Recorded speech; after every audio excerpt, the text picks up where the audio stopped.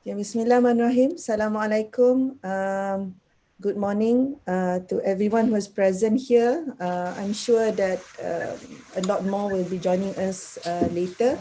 But today we're going to Okay, conduct this Bismillahirrahmanirrahim. session. Assalamualaikum. Good morning. This session, in a mix of Bahasa and also English. And with me today is a good friend, Anil Netto. Mr. Anil Netto is a president of ALIRAN. A little bit of Anil as an introductory, and then we will continue with the presentation from Anil himself on the mega projects in Penang and his view on these mega projects and its impact on the social, economic, post MCO, because a lot is faced by the community now, society in Penang. Let's be educated on the local issue. And this session is brought to you by the unit of Masyarakat Madani, the civil society engagement of Pertubuhan Ikram Malaysia, negeri Pulau Pinang, simply for the benefit of its member, specifically. But we also welcome others who may be interested with the issue. Now, to begin the session today, morning, Anil. Morning, selamat pagi semua. How are you? I'm okay. Oh, Thanks for inviting. okay. Have you been going about after MCO? Just trying to avoid too much. Yeah. With the recent development, I think it's wise to also, reduce our public, going about in the public for another week, maybe. Yeah. So as a starting point, let me just briefly mention to the audience here that Anil Netto is no stranger to, I think, community of activists in Pulau Pinang. He has always been among, in the community. And he, when he's talking about the mega project, I think we have chosen the right person to speak on this because he is actually part of the state, think tank. I think, yeah. No, because yeah, not think tank, but was in the picture as a transport council member for 2 years, yeah, ending in 2018, and then as an activist of Pulau Pinang, he's an active blogger. You can go and type Anil Netto and you'll see a range of issue that he has brought to the Penang people to study on. Blogging, we're trying to... Yes. Thank you. The slide is already shared, but it's a bit lagging. Okay, now it's okay.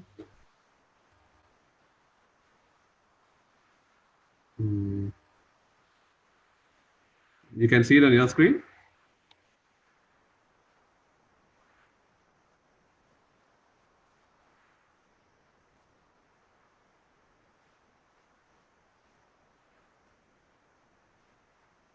Yeah, it's on.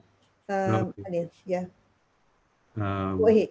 But I can't see it on the screen here. Okay. It's the first slide.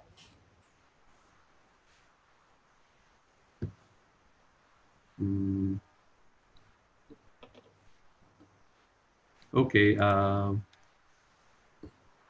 So pagi ini kita akan bincang tentang projek mega di Pulau Pinang. Ada beberapa senarai projek mega yang akan dilancarkan dan sedang dilancarkan di Pulau Pinang. Pertama sekali ialah terowong dan 3 lebuh raya dan juga penambakan di persekitaran Geni Drive. Lepas itu, bila projek itu dilaksanakan atau dicadangkan, ada juga plan induk pengangkutan yang sedang dilaksanakan juga, yang sedang dicadangkan juga oleh pihak konsultan Helcro. Dan Dan after a while, projek ini juga melibatkan penambakan 3 pulau di selatan Pulau Pinang. Dan selain daripada itu, kita ada projek tambak yang lain di seluruh negeri Pulau Pinang, terutamanya di kawasan pantai timur pulau. Dan juga projek mega yang lebih kecil macam cable car dan sky car across the channel, across the Penang Channel. Jadi pada mulanya kita lihat terowong dan 3 lebuh raya. Terowong ini 7 km dari persiaran Geni ke Bagan Ajam di Batuat. Dan juga dengan terowong ini ada 3 lebuh raya yang dicadangkan. Teluk Bahang ke Tanjung Bunga 10 km, Air Hitam ke lebuh raya Lim Chong Yu 5.7 km dan Geni Drive ke lebuh raya Lim Chong Yu 4 km. Jumlahnya 6.3 bilion termasuk 300 lebih juta untuk kajian EIA dan design feasibility studies. Jadi saya akan berbincang tentang outline mega project ini dan kemudiannya saya akan berbincang isu-isu yang terlibat dalam projek ini, projek mega ini, dan akhir sekali saya akan tengok alternatif yang lain dari projek mega ini. Dan ini dia map lokasi terowong dan 3 highway lebuh raya. Dan sekarang package 2 sedang dilaksanakan. Package 1 saya tak tahu bila dia sudah mula. Dan package 3 belum lagi. Package 3 akan sambung dengan terowong.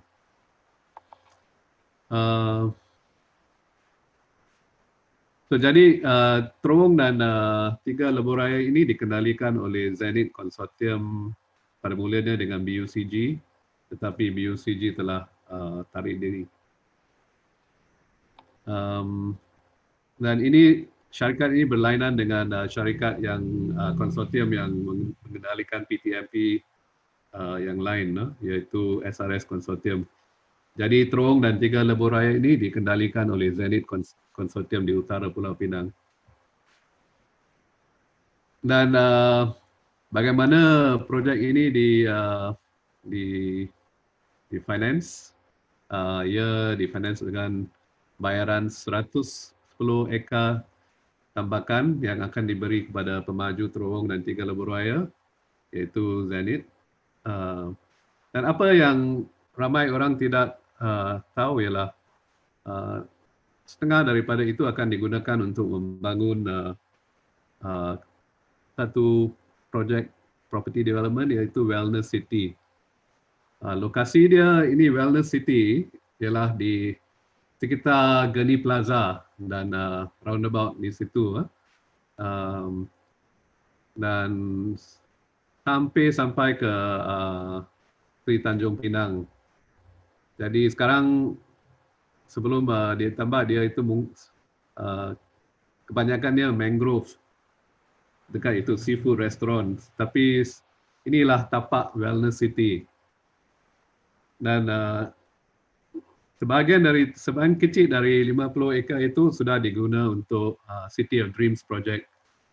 Kamu boleh lihat di Geni Drive, di hujung Geni Drive, City of Dreams, dekat belakang, di belakang Island Plaza. Dan konsesi terowong dikatakan 30 tahun. Okey, di mana kami tengok, mari kita lihat peta Wellness City. Ini dia Wellness City of Dreams. Next slide, Wellness City of Dreams. Jadi di sini kamu boleh melihat Geni Paragon, Geni Plaza, Geni Hotel dan roundabout, dan inilah tapak besar mungkin 50 ekar atau lebih. Dan yang ini ramai orang tidak tahu mengenai projek ini, Wellness City of Dreams.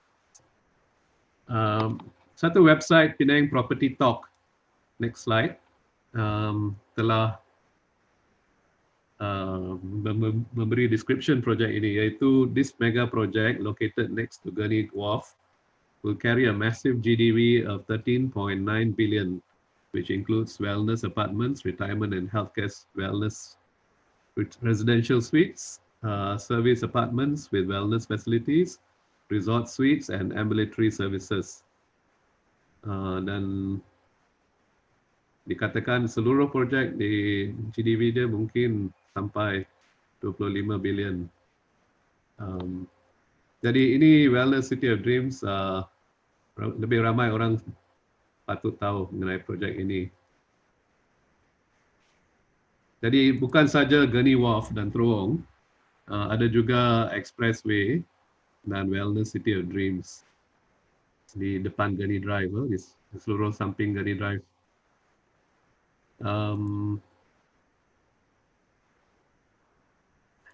Konsortium Zenith ini di satu MOU telah disign dengan BUCG China pada April 2011. Pada masa itu juga Kerajaan Negeri Pulau Pinang telah melantik consultants, iaitu Consultant Helcro. Next slide. Consultant Helcro ini telah dia punya task ialah untuk come up with a Penang Transport Master Plan. Dan akhir sekali selepas rundingan dengan orang ramai, feedback ialah untuk to solve the transport problem in Penang, lebih baik untuk fokus pada pengangkutan awam. Dan Consultant Helcro mencadangkan tram, bus dan ferry. Selain dari improvements to lebuh-raya yang ada dan satu dua lebuh-raya yang baru. Tetapi the problem is Penang State Government Penang State Government had already had a plan to do the tunnel and 3 highways. MOU dia sudah design pada April 2011 dan Consultant Helcro terpaksa had to include that in the Penang Transport Master Plan. Jadi jumlah kos transport plan Helcro ialah 27 bilion ringgit. 10 bilion itu pengangkutan awam dan 17 bilion untuk lebuh raya, termasuk itu 6 juta untuk terowong dan 3 highway. Jadi ini dia next slide, plan Helcro. Yang menarik di sini, look at the dotted lines dekat di antara Seberang Perai dan Pulau Pinang. Tengok garis yang titik tu, dotted line. Ini the blue one, is it, Anil? the blue one in the water Yes. channel. Yeah, Lilies, if there are any doubts, just please stop me anytime. Yes. So the blue dotted line is the expanded ferry service. Cadangan untuk beri expansion kepada ferry service yang sedia ada. Sampai ke Queens Bay dan juga lihat itu sampai ke hampir Tanjung Tokong. Jadi bukan saja dari Batut ke Georgetown, tapi expanded ferry service. Dan juga tram line dan bus rapid transit. Tram line itu juga dalam biru di Pulau Pinang. Ya. Dan jumlah pengangkutan awam ini 10 juta plus highways 27 juta billion, sorry.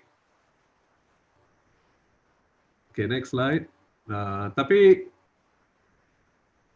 selepas itu Kerajaan Pulau Pinang telah invited tenders for under request for proposal to implement the HELCRO master plan or the HELCRO blueprint.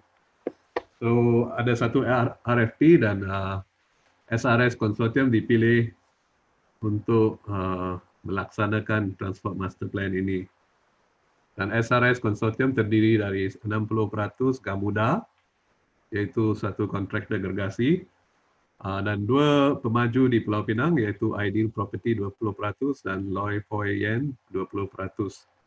Jadi 100% SRS Consortium. SRS itu maknanya ialah Southern Reclamation Scheme. Sebab bila SRS dipilih, dia sudah ada satu proposal 20 volume yang termasuk financing scheme dia, iaitu melalui 3 pulau.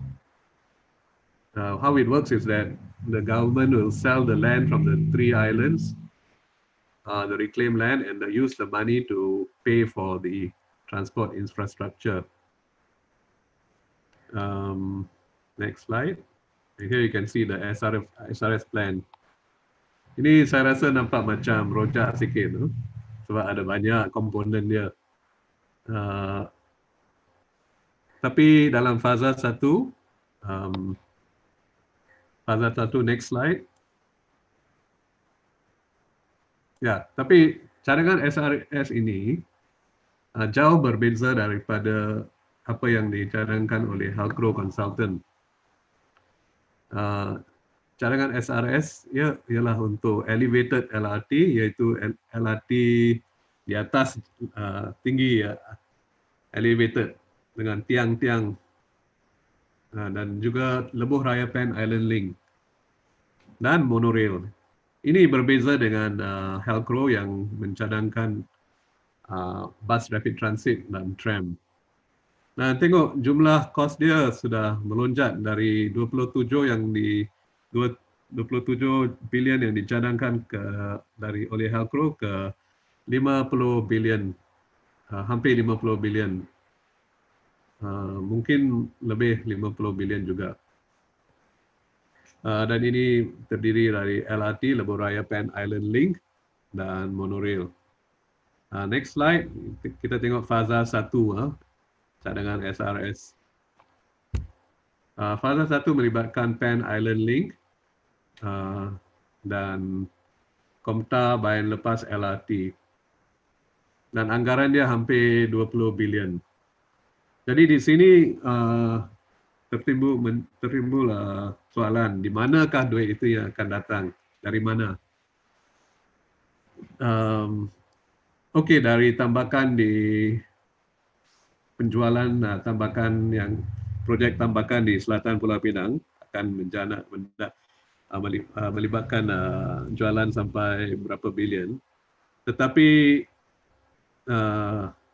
tambakan itu akan ambil masa beberapa tahun, dan keadaan pasaran sekarang untuk property market sudah lembab.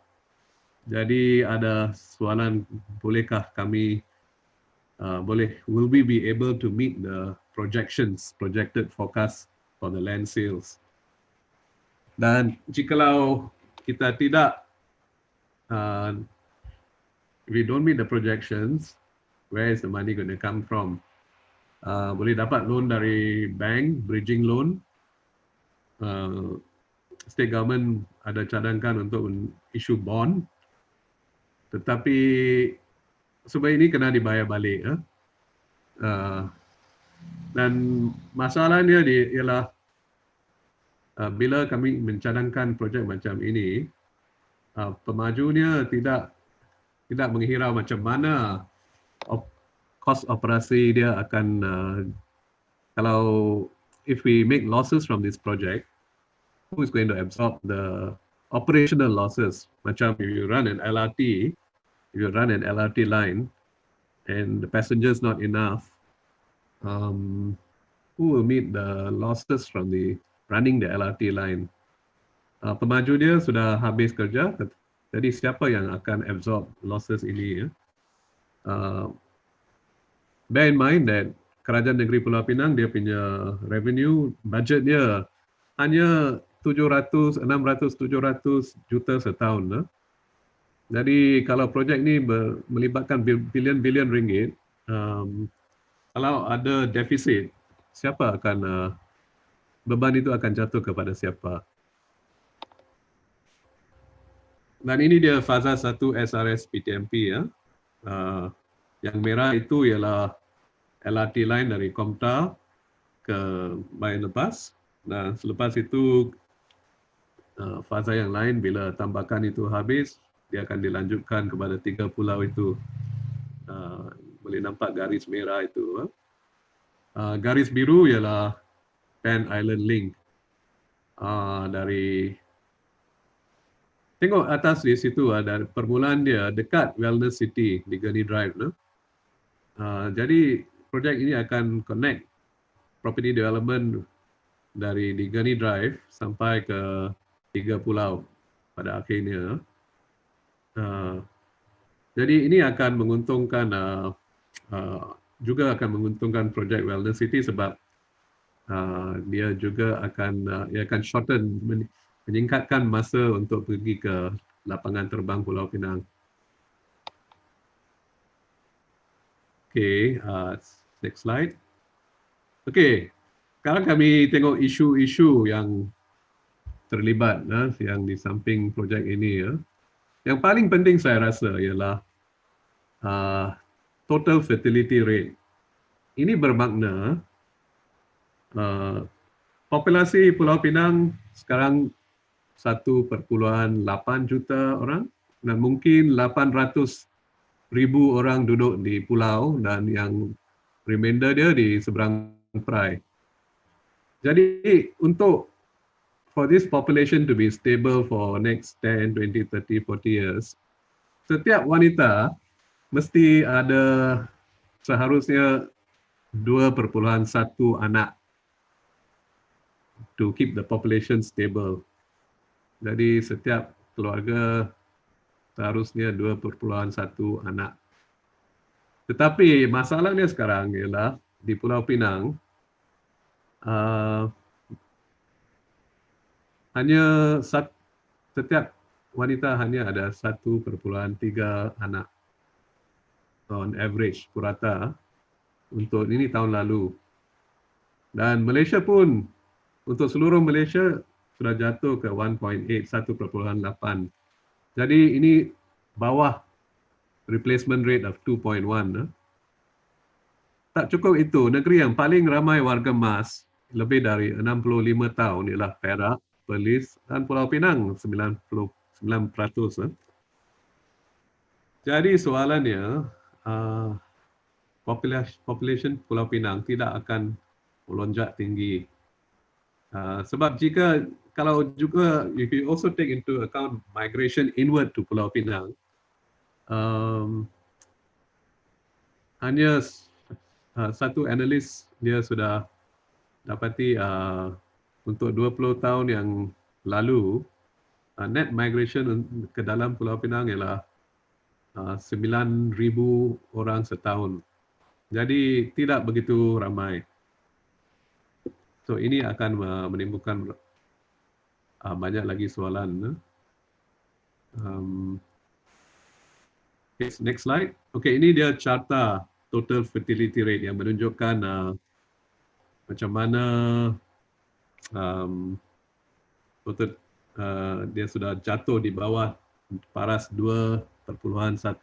Yang dotted line itu ialah 2.1. Jadi tahun 60-an untuk Pulau Pinang ialah yang kuning, line yang kuning. Jadi 80-an hampir 3 anak untuk setiap wanita. Tetapi bila sampai 2005 sudah jatuh di bawah ke bawah 2.1. Ini line kuning. Dan sekarang hanya 1.3. Begitu juga dengan Malaysia line biru. Tengok sudah jatuh di bawah 2.1. Dan sekarang kita hampir sama di Pulau Pinang, hampir sama dengan Singapura dan Hong Kong. dia punya fertility rate pun kurang dari 2.1. Jadi ini bermaksud penduduk di Pulau Pinang tidak akan menambah melonjak tinggi.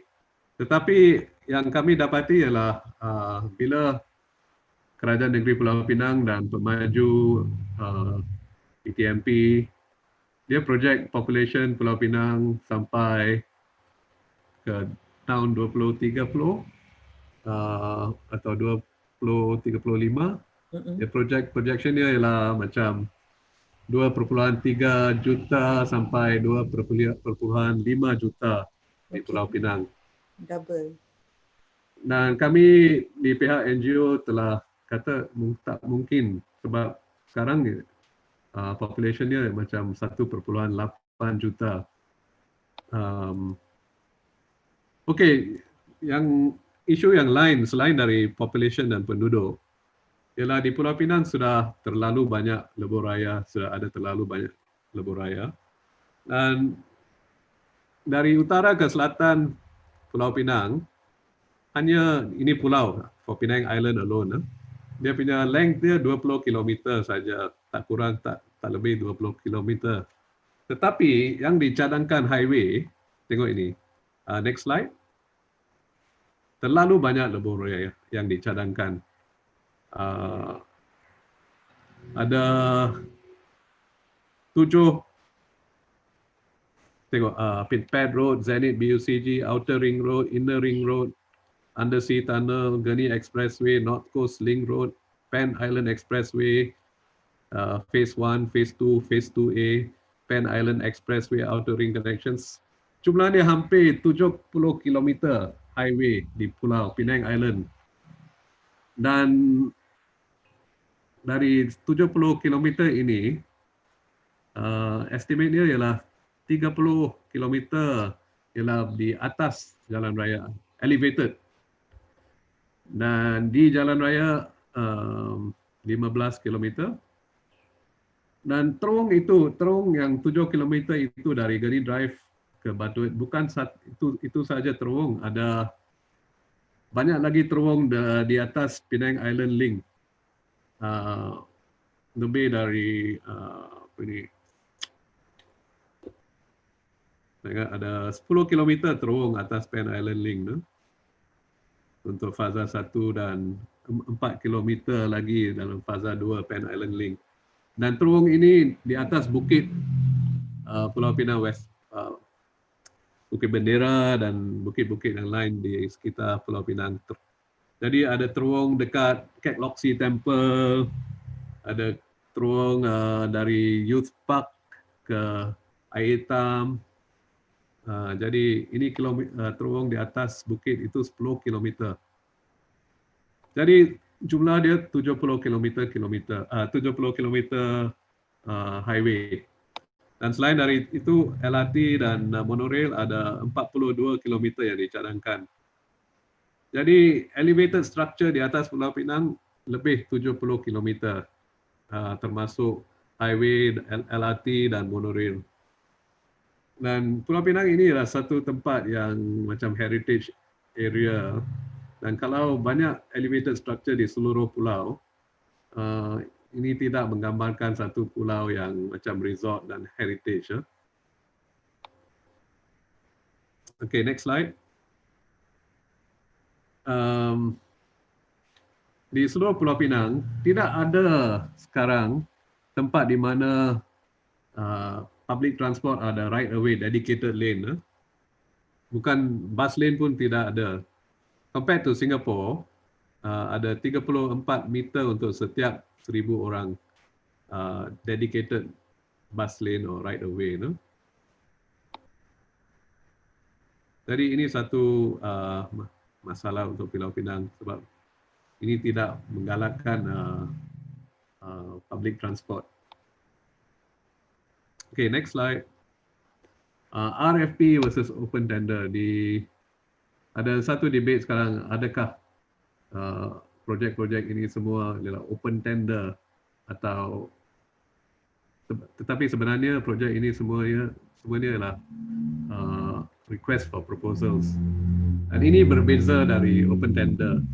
dalam RFP, request for proposals, setiap pihak boleh mencadangkan projek berlainan mengikut ideanya sendiri. Open tender melibatkan semua bid patutnya ikut spek yang sama. Jadi pihak NGO dia kata RFP berbeza dari open tender. Tetapi pada pandangan state government dia kata RFP ialah is a form of open tender. Dan ini adalah difference of opinion. For the state government, they say RFP is a form of open tender, whereas Penang Forum and other NGOs, they say that open tender, RFP is different from open tender because each person is presenting different ideas. Jadi dalam RFP atau RFP ini ada dua soalan yang timbul. Apakah peranan bid dari China dan juga terutamanya dalam terowong dan 3 lebuh raya, dan dalam projek PTMP yang dikendalikan oleh SRS, apakah peranan syarikat kecil atau pemaju dalam konsortium? Ini pemaju dalam SRS konsortium. Okey, itu soalan yang penting. Dan next slide. Masalah lain dengan PDP ialah dia dibayar mengikut fee berdasarkan project value. Dan masalahnya ialah sepatutnya PDP ini adalah konsultan untuk mengendalikan PTMP. Tetapi masalah timbul apabila pihak PDP ini juga terlibat, kalau dia juga terlibat dalam construction.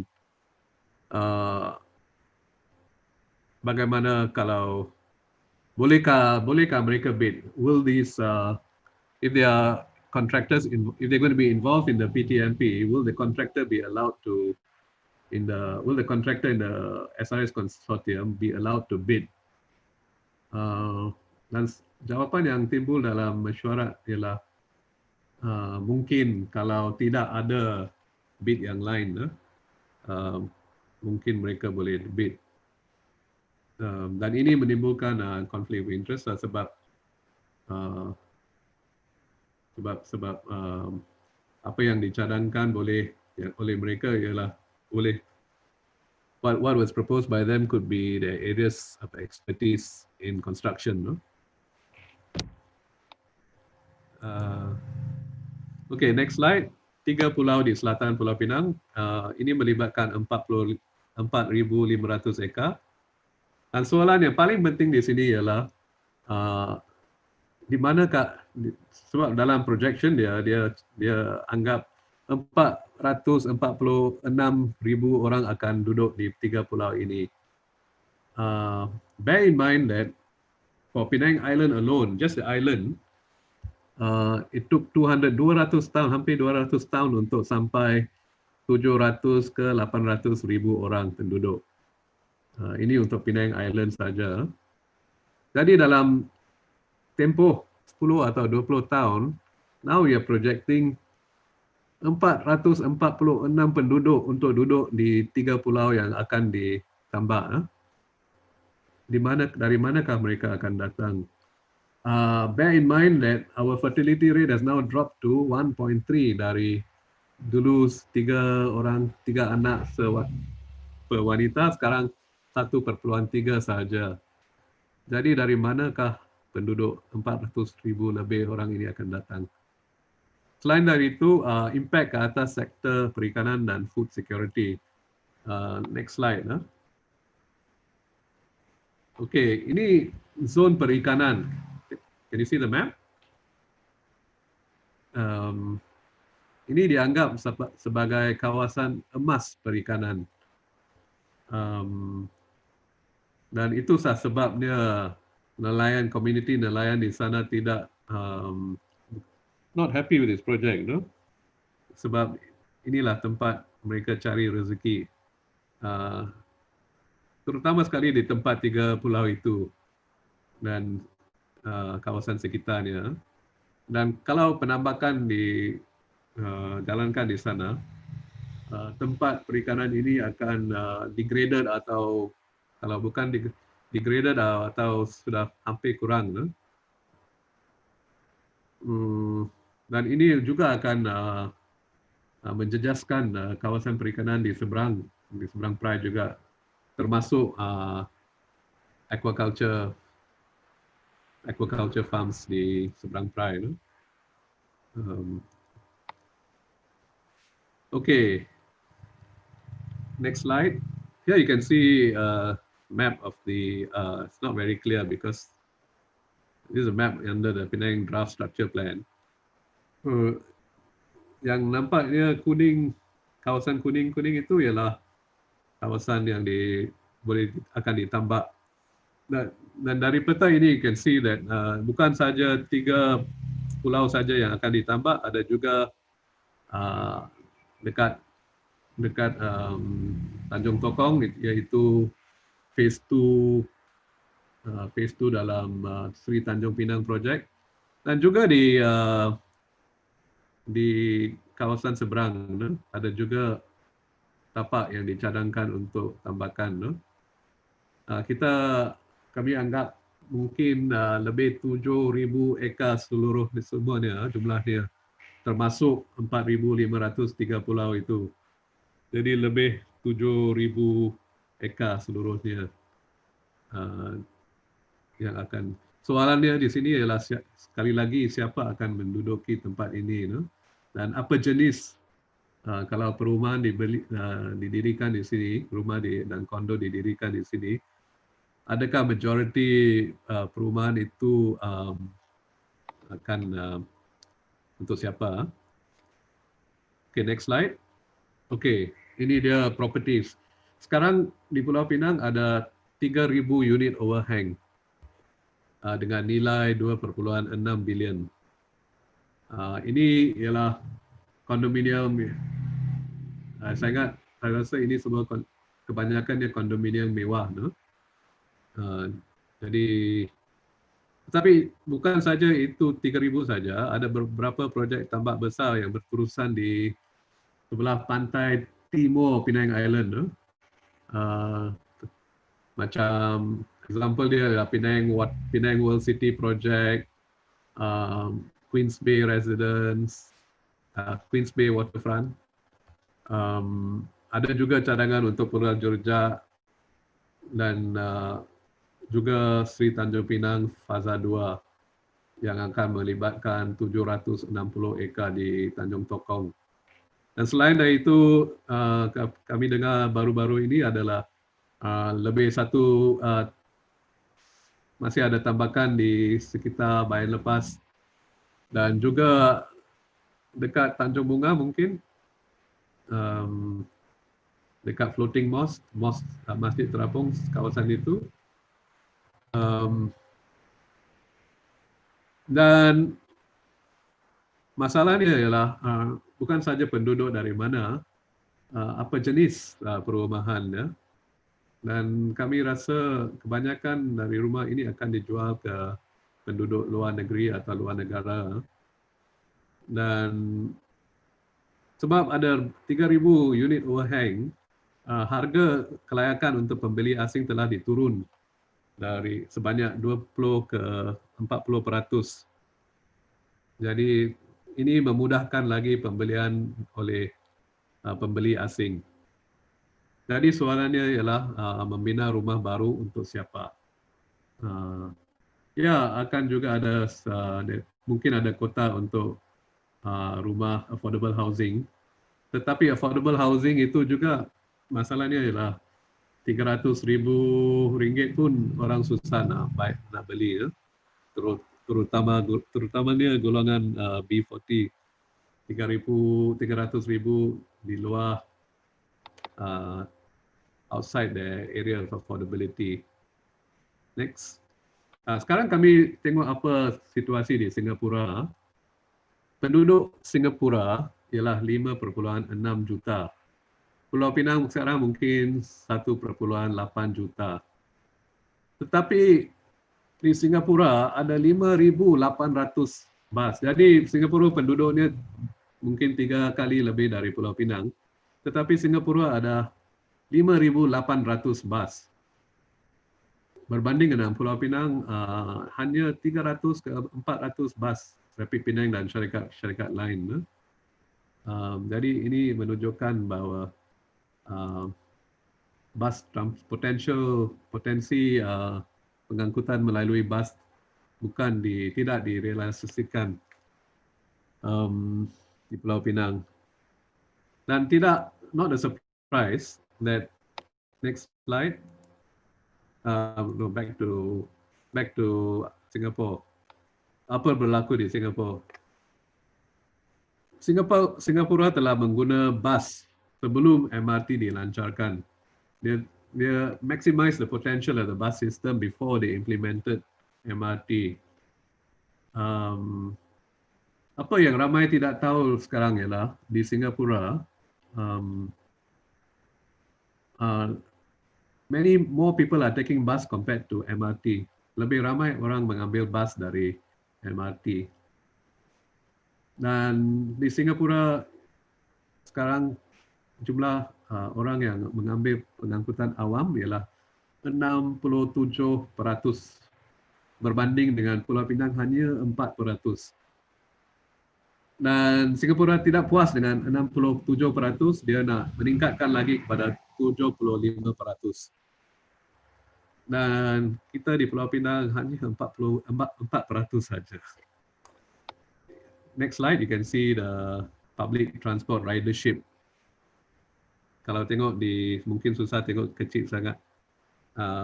Untuk 2018, jumlah average daily ridership untuk bas ialah lebih 4 juta di Singapura. MRT hanya 3.3 juta.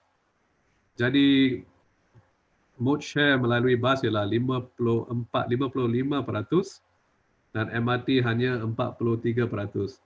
Dari sini di Pulau Pinang kita tidak we have not maximized the potential of our buses, and we should do that first before we think about expanding our highways and coming up with expensive infrastructure projects. Jadi apa alternatif yang saya cadangkan, pihak NGO cadangkan ialah berdasarkan rancangan HELCRO, maximize the potential of your buses in bus rapid transit. Dan bus rapid transit, the advantage of bus rapid transit is you can also easily upgrade to trams at grade di atas jalan raya, on the road, not elevated, no? Trams on the road. Ada orang yang kata trams itu if you use trams, you get stuck in traffic. Tetapi apa yang HELCRO cadangkan ialah elevated trams dari Bayan Lepas sampai ke Georgetown. Dan jadi trams ini dapat mengatasi trafik. Dan hanya bila sampai ke Georgetown, tram itu pergi atas street level.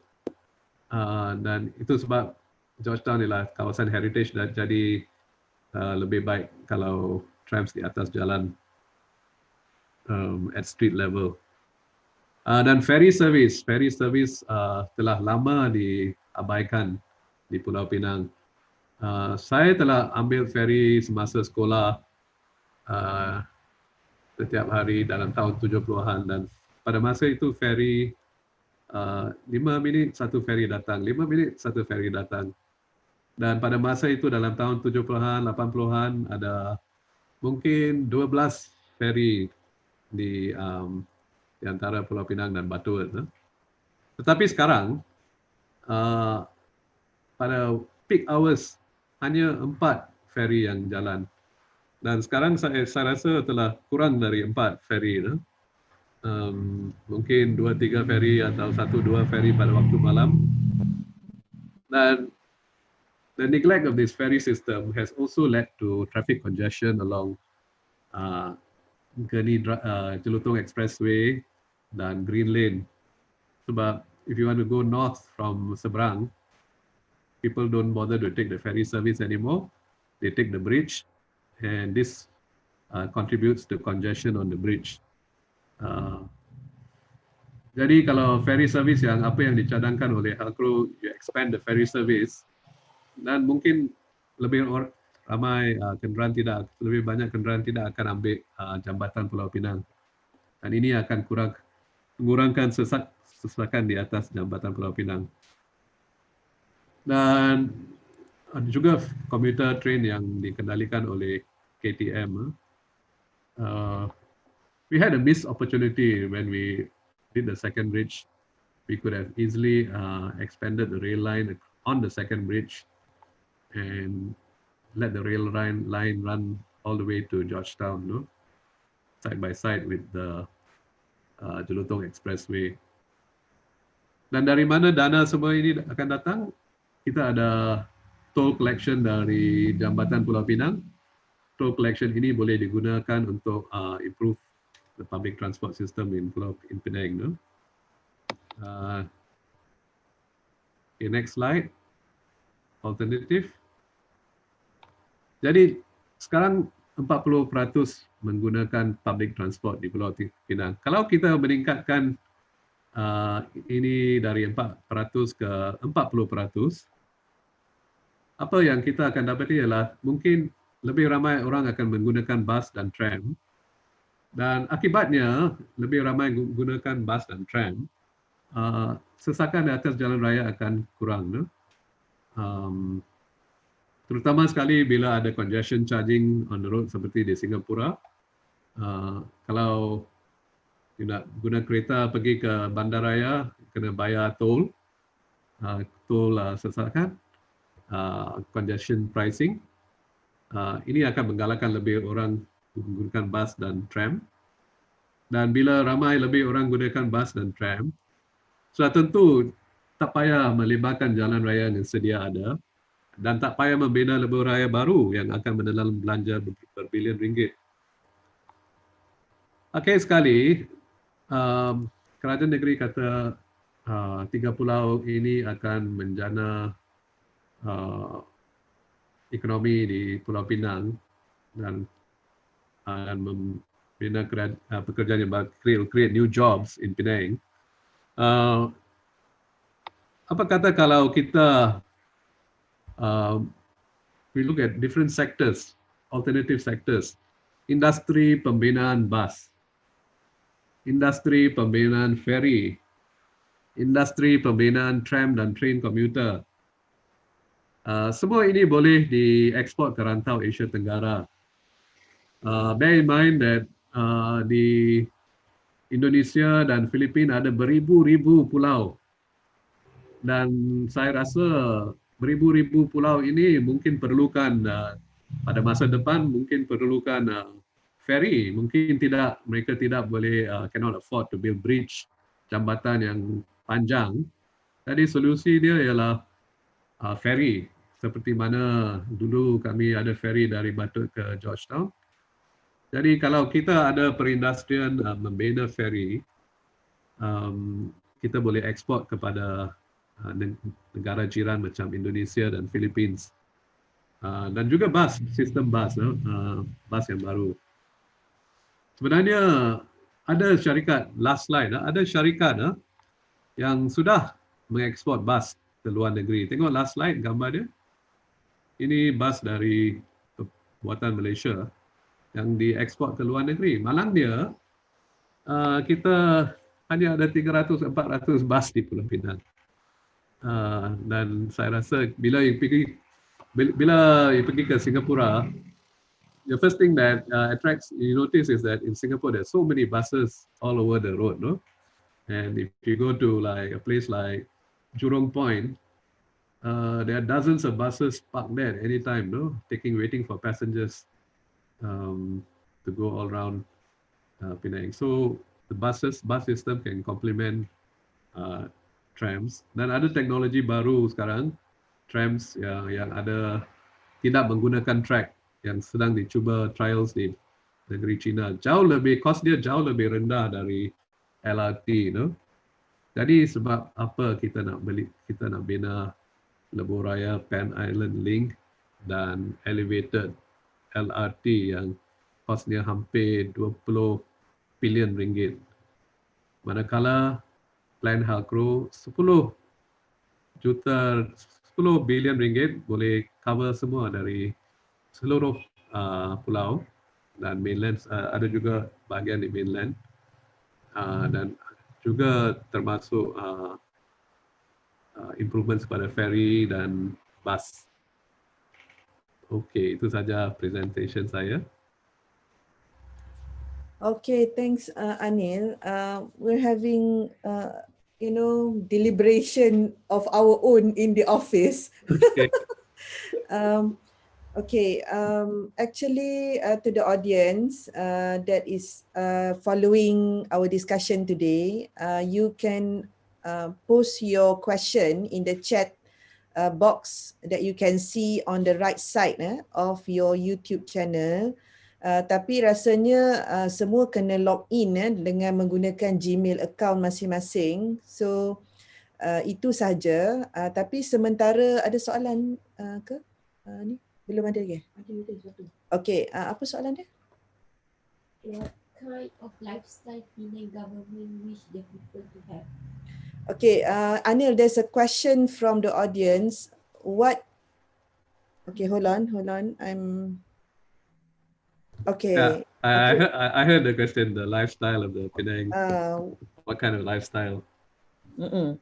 So Penang. what kind of lifestyle Penang government wish the people to have? Based on, I think, your sharing just now. Go Okay. ahead. Actually, the lifestyle, this debate, we actually had it a few years ago with between Penang Forum and Penang Chief Minister at that time, Ling Guan Eng. No? And there was a difference of opinion again. No? The state government was focused on smart, intelligent city, no? Whereas the NGOs were looking at a quality of life, livable city. So our feeling is that if you have highways and elevated LRT, this will result in congestion, additional emissions from the highway, because you're focusing on private transport with all these highways. And also bear in mind climate change. We want to reduce emissions, not add to emissions. No? This is a problem. This is one of the problems of the SRS plan. It doesn't factor adequately climate change, even rising sea levels. No? So we have to think about all that, and we should be moving away from fossil fuels. So, and without all these highways and with more people use public transport, I think the quality of life will be better for people. No? The lifestyle will be more relaxed. And I have a friend who used to come to Penang, a relative actually, who used to come to Penang often over the last 10 years. He's staying in KL. He used to come to Penang because he felt that Penang reminded him like an island lifestyle. You can see the sea, you can see the atmosphere is somehow different from KL, no? But over the last 2 years, he still comes once in a while, but he said over the last 2 years, he said he doesn't enjoy it as much because he says you can't see the sea anymore because all blocked by all these condos and all that. The traffic has become bad, and high density development is another problem, no? So I think we have to really look into which way we want to go. If we go along this path of high density property development, and especially with private and more highways, you're going to reach a situation where the lifestyle become very stressful compared to more people use public transport, and if even promote walking and cycling and all that. I mean, some people say it's too hot to walk and cycle, but if you plant trees, and if countries like Netherlands and all that can cycle in winter, freezing weather, I think we should also look at how we can improve amenities for cycling and pedestrians as well. And the other thing, Lily, is to the question, it's actually good for business if you promote pedestrians and cycling, because if you have a highway, the cars will be passing by without looking at all the shops and businesses nearby, But if you have trams and pedestrian ways and cycling, people will be more likely to pass by shops and get down near the shops. If you get down from the tram, it will be near the shops, and business can actually improve for those businesses located around those public transport lines.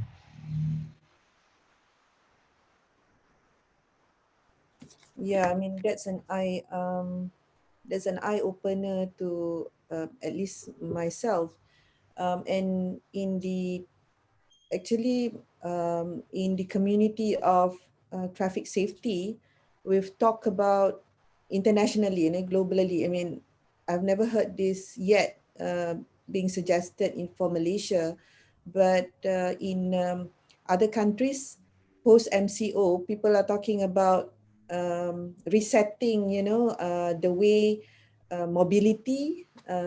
We actually move from one place to another to reduce um, traffic accidents by adopting more cycling, moving towards cycling and walking, changing the lifestyle instead of using motorized vehicles. And by listening to what you just shared, I think, okay, it makes sense. I mean, it is a good, it is a view where that, I mean, I've never thought of myself.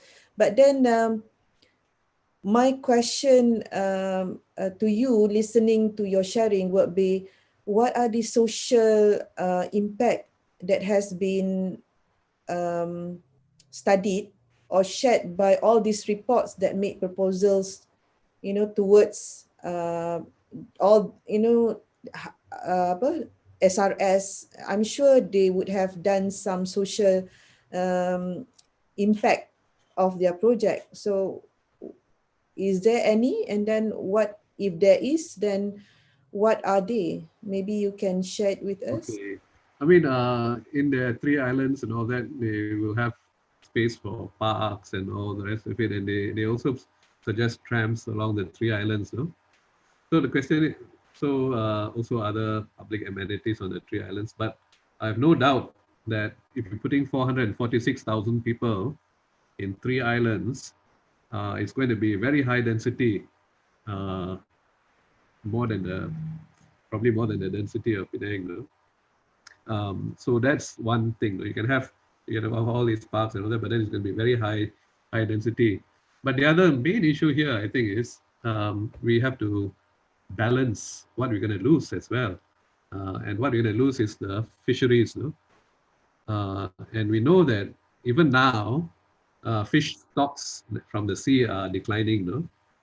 And here we have a precious resource of fisheries, which we can actually conserve for our own food security. Because if at this moment, even now, we are importing a lot of fish from the whole region. And if we use this, and here we got this fish in the south of Penang, so why would we want to jeopardize that? And when we got this natural source of fisheries, especially in the future when you have food problems, food sovereignty, Actually, not in the future. I mean, existingly also, Uh, yeah. Obviously, we are actually should be concerned of our food security as it is. yeah, especially the price of fish is already rising, and if you do this takeaway, there's fishing around there. It's going to make it even worse. The price of seafood, And one of the things Penang people like is the char kway teow with prawns and all that. So it's still going to. Then it has to come from aquaculture farms, but aquaculture farms are also feeling the effect. But it's nothing like natural fish from the sea, Yeah. So, and that's why the fishermen in the south, about 3,000 of them licensed. they are also not happy with this project. You didn't elaborate so much on the cable car. Actually, that's another problem, no? Because the cable car, um, you see, when we had the old Penang Hill Railway, the funicular railway, it was quite pleasant to walk up the hill. And then we had a new cable car, new funicular railway, which is much faster. Within 5 minutes, you're less than 10 minutes, you're up the hill. But what has happened is that a lot more people have been able to go up the hill, which is maybe good for the business up the hill. But I think it's lost some of the charm because part of the ride was going up slowly. You know, with the cable car, I would agree. I mean, like, but the other issue here is that in peak periods, it'd be quite a lot of people up on Penang Hill on public holidays and all that. No? So there was a Penang Hill local plan which says that uh, you shouldn't have more than 10,000 visitors a day up the hill, so that the place still has some tranquility and it's nice feeling to go up there, rather than turning into some place like Genting Highlands. You know? And then there's another report which said the maximum should be 4,000 a day, 4,000 visitors a day. The problem with having a cable car is, so with the new railway system itself, I think we're already, during peak periods, we're already reaching close or if not more than the carrying capacity of the hill. No? So if you have cable car, not only will you have the environmental impact of the construction of the cable car, but it will lead to more people going up Penang Hill. And we don't know the fare anyway. And the problem with having more people going up Penang Hill, there will be more development pressure on Penang Hill. And then you'll see talk of building more hotels and resorts up the hill and all that. No? So it loses its charm in the end. No? It's somewhat similar to maybe what's happening in Fraser now. You had some of the heritage buildings being demolished and for hotels and all that to come up. No? Yeah, so that's the environmental concern and whether you're going to lose the resort charm again. No? When I read a little bit about concerns of the activists on Penang Forum, I do not know who wrote, but concerns over the increased number of visitors, and when we try to push the number of visitors to Penang Hill, for instance, one of the concerns was collection of rubbish, sampah kan, that will be accumulating. Not just actually we're talking about physical need, but we also have to think about toilet. All the other amenities as well, like I mean the human sewage treatment, water. Exactly, sewage treatment and so on.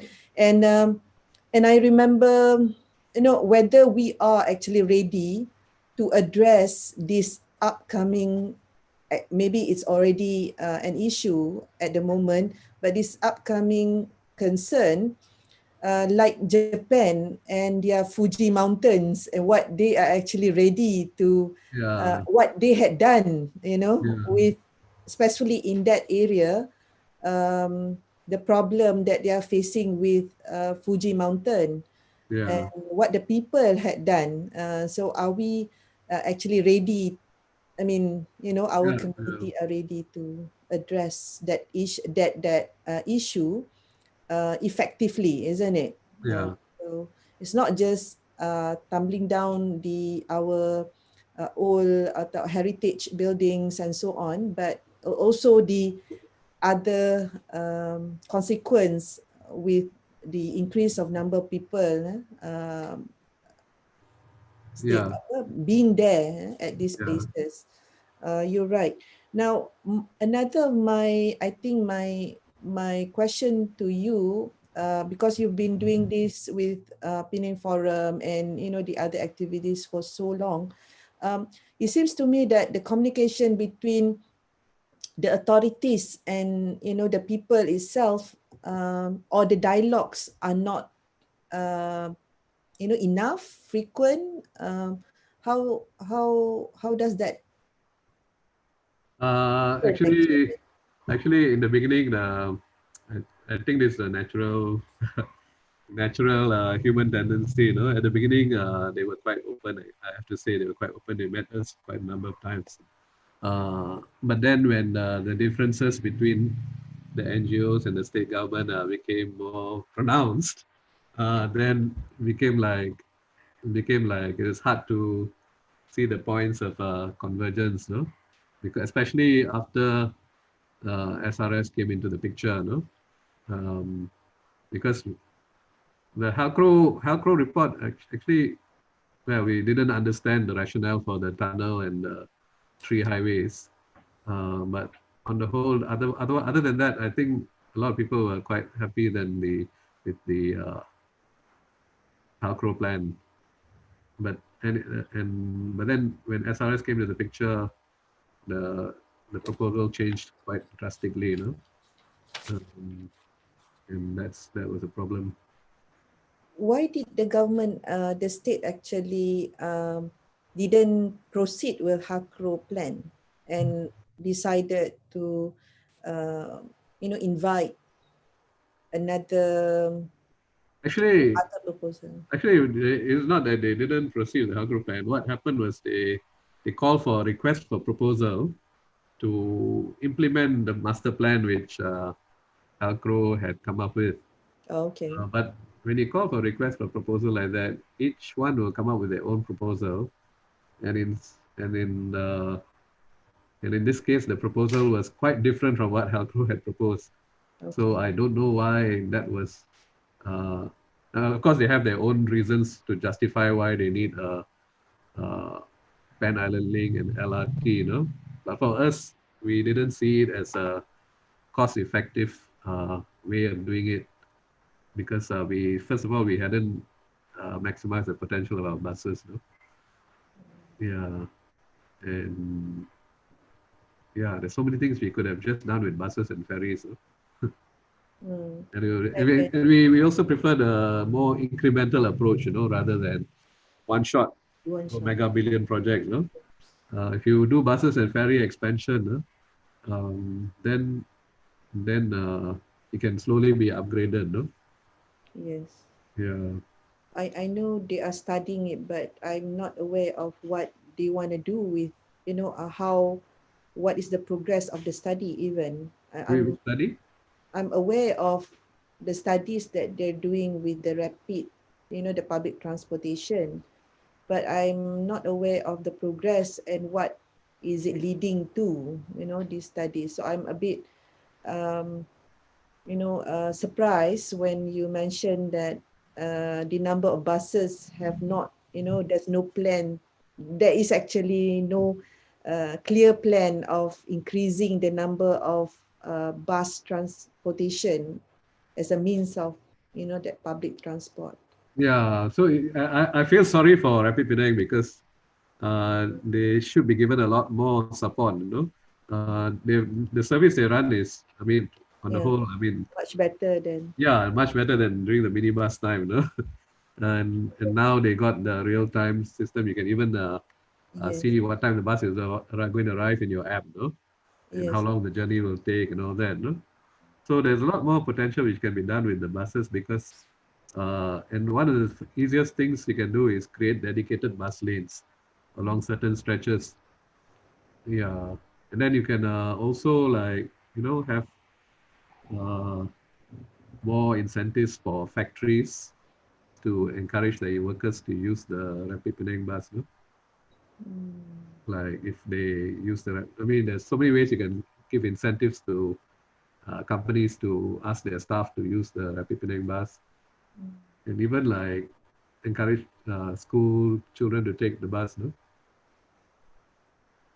Okay, you mentioned that one of the concern is the number of, this expansion of tambak, a lot of reclamation, but we don't see who is going to, populate this space. Yeah, that's the thing. With the number of the data is saying otherwise. So in your opinion, what are we projecting? Who are going to actually fill up, these spaces and so on? Yeah, I think when they planned this thing several years ago, I think the market situation is quite different. At that time, there were great expectations that people will be coming in from abroad to buy property and all that, no? Especially from People from abroad means Malaysian abroad, or? Well, some of them could be Malaysians retiring from Singapore, or some of them could be, and I think if you look at Forest City, a lot of them, the buyers were foreigners, no? And so I think there was this idea that somehow you'll have a lot of buyers coming in from overseas, maybe from places like Taiwan and China and Hong Kong and all that, no? So of course they can't say that they are building for all these people because it won't look good politically, you know. So that's but if you look at the type of property, if you want to maximize your land sale revenue to finance the project, you have to sell the land at a higher price and if you sell the land at a higher price, the only way for the developers to make back is to sell the property at a higher price, you know. Sorry? Oh, I lost your voice. No, I'm Okay, here. better. Okay. I had one question just now. I forgot already. What else? It's after. Okay. I've heard people saying that we were made to believe that um, when the state actually proposed all these mega projects, especially the 3 reclamation islands, the 3 new islands that they wanted to build, was because the state was an opposition to the federal government. Yeah. And this is how the state some sort of finance, some of the public development. Yeah. How true is that? And since Yeah, but you're quite right. I mean, at that time when we were having discussions, they were saying that, uh, we can't do much because at that time they were opposition state government. We can't do much because public transport is not within our reach. But then to me, it still doesn't justify building a tunnel, which I felt was too expensive, no? and uh, and uh, and we're moving in the wrong direction by promoting private vehicles. No, the idea is if you're looking at 4% people using public transport, no, we cannot go on encouraging more cars coming in. No? And especially when the second bridge also is underutilized and the ferry service has not been maximized. So even after 2018, there was a lot that could have been done to improve the bus system in Penang, and also I mean there was no more rationale to why we couldn't have a proper transport plan, no? So our suggestion was why not get in independent experts on sustainable mobility to take a look at both the Halcro plan and the SRS plan and see what is really in the interest of sustainable mobility, and was sorry? was that done? We did suggest to the state government, but I don't think they didn't It take it up, no? Because by then SRS was already, although I mean the agreement was not signed yet until recently, and the SRS agreement was only signed I think about a couple of months ago or couple of months ago, a month ago I think. So even now we don't know what happens if we don't proceed with the SRS plan, no? What are the clauses in the agreement for exit and termination, no? So if we want to do something different, so this is where we feel that the transparency could be improved, no? I can't hear you. Anything, I think I'm done from my side. If you want to actually say your, anything as a final, um, Yeah, final say from your side before I officially close our yeah, session today. yeah. So I just want to highlight a couple of things which came up, and that is the 1.3 kids per woman, and this should change the whole dynamic of our thinking and planning, no? Because not only in Malaysia is this happening, but it's happening around the world. Population projections show that fertility rate is dropping across the world, no? And that alone should change our thinking about mega projects. Why do we need to have them when the population is shrinking? And the other issue is climate change, which is very important for future generations, especially, I mean, not only our generation, but especially for the future generations. We should be moving away from fossil fuels. Even electric cars, people say, are problematic because where's the electricity coming home, and the ingredients, material used to build the cars and all that, no? So the only way is to increase our public transport ridership and promote more sustainable forms of mobility at a more cost-effective rate, and without jeopardizing our fisheries, and especially with building all this reclamation, which is really damaging for the ecology, ecosystem. So that's it.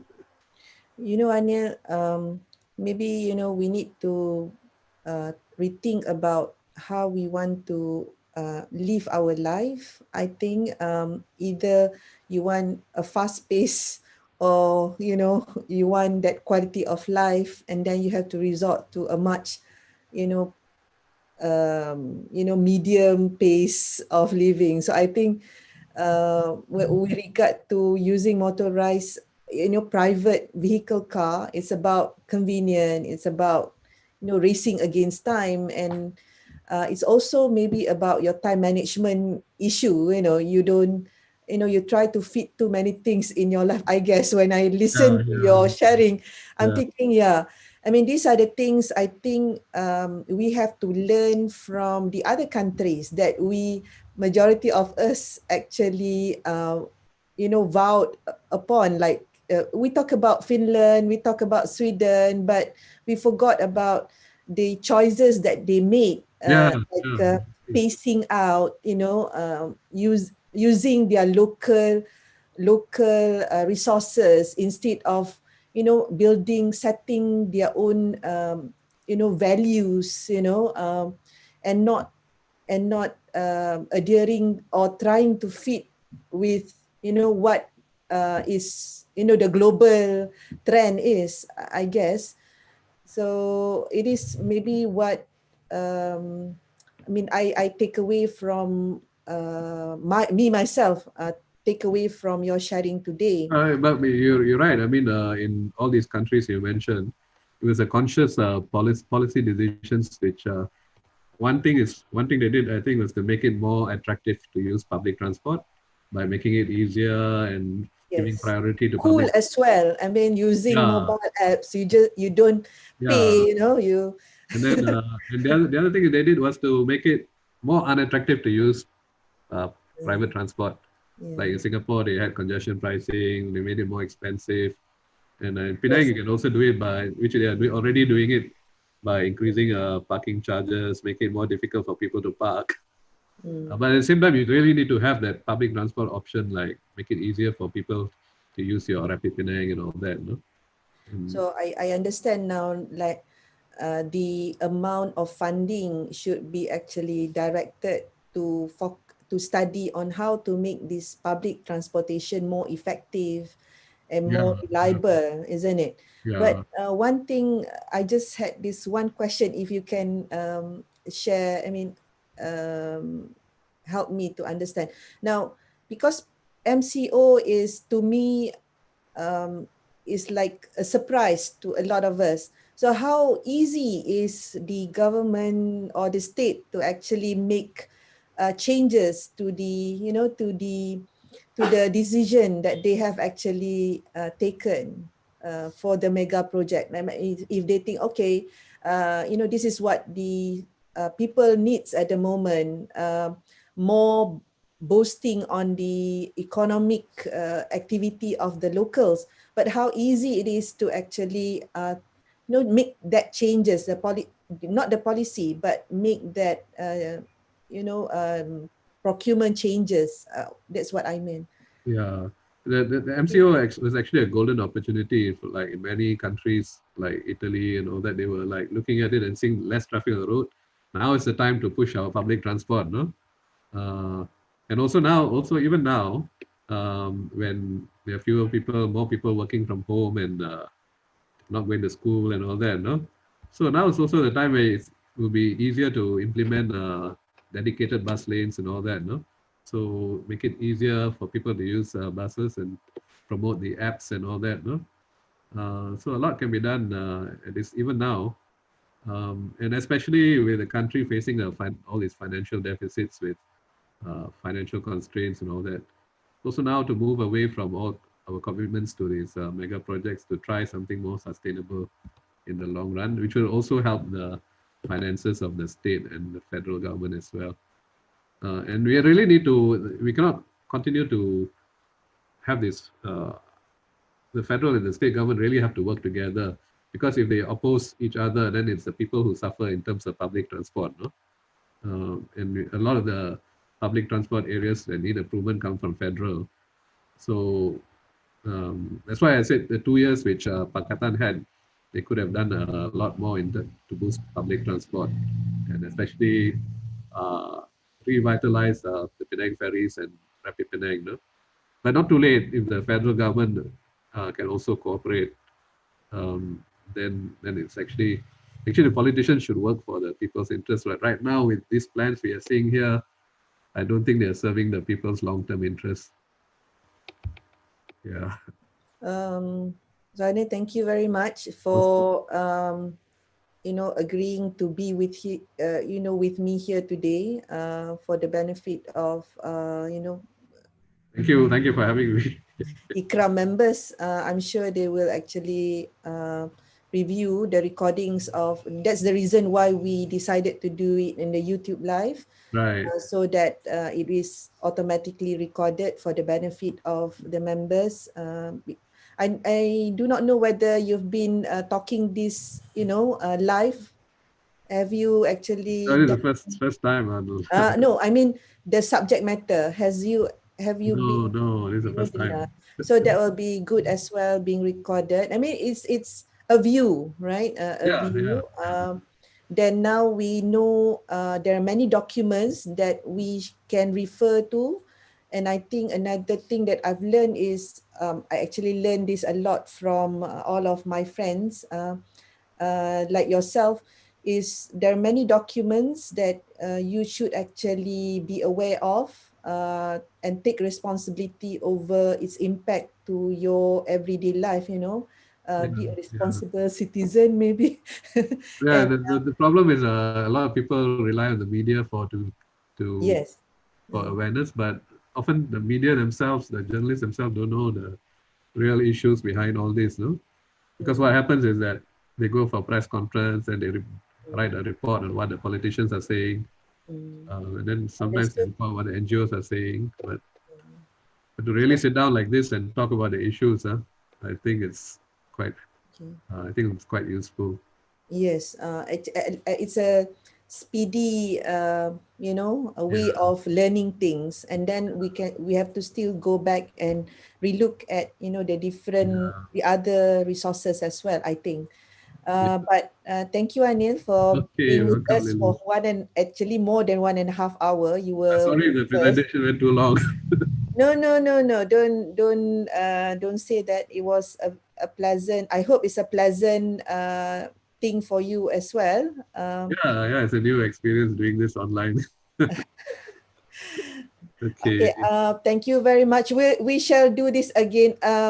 More of this in the It's future. good. I'm thinking already, and the next, okay, so viewers, we have like about 30, and going here, so I'm sure we have more than 30 because some of us will be sharing, screens. Okay. Usually we do that. Yes, husband and wife will be sharing a screen.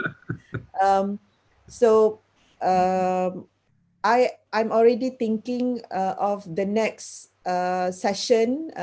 We may also invite some of my colleagues, to talk about the environmental impact, the social, the environmental impact that this would have to the the development would have to the environment and Yeah.